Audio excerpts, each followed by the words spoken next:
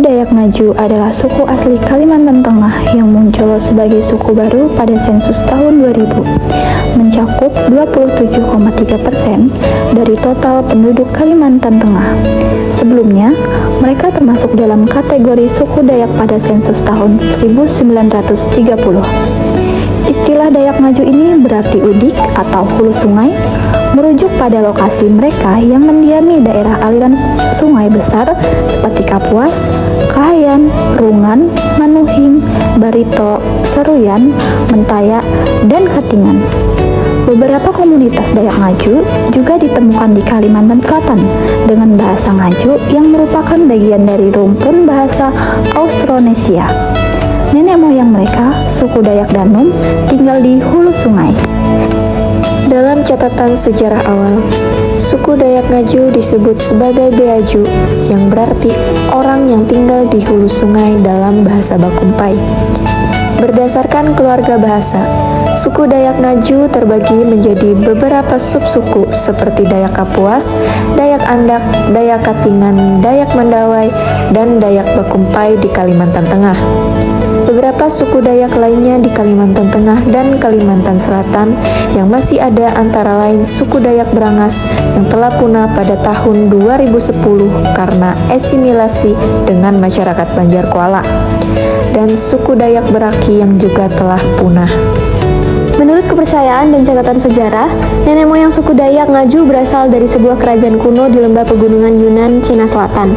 Mereka dipercaya bermigrasi ke Kalimantan sekitar tahun 1500 sampai 3000 sebelum Masehi.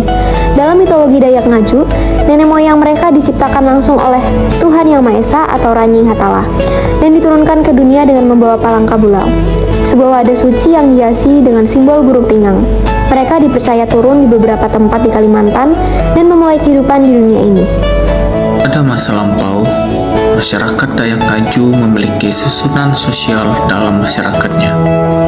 Yang pertama, kepala kampung, yang di masa kolonial tugasnya yang melaksanakan perintah pegawai kolonial, dengan tugas utamanya menarik pajak dan mendayung perahu untuk pegawai kolonial. Kedua, orang-orang Pantan, yang merupakan penduduk asli yang mandiri dalam memenuhi kebutuhan sehari-hari, namun wajib mematuhi perintah pimpinan serta menyediakan tenaga sukarela apabila dibutuhkan. Ketiga, orang-orang mereka yang merupakan keluarga jauh kepala kampung. Mereka dibebaskan untuk membayar pajak, namun tetap harus menyediakan tenaga sukarela apabila dibutuhkan pimpinan. Keempat, orang-orang Jipen, yang merupakan budak yang hidupnya disediakan oleh majikannya.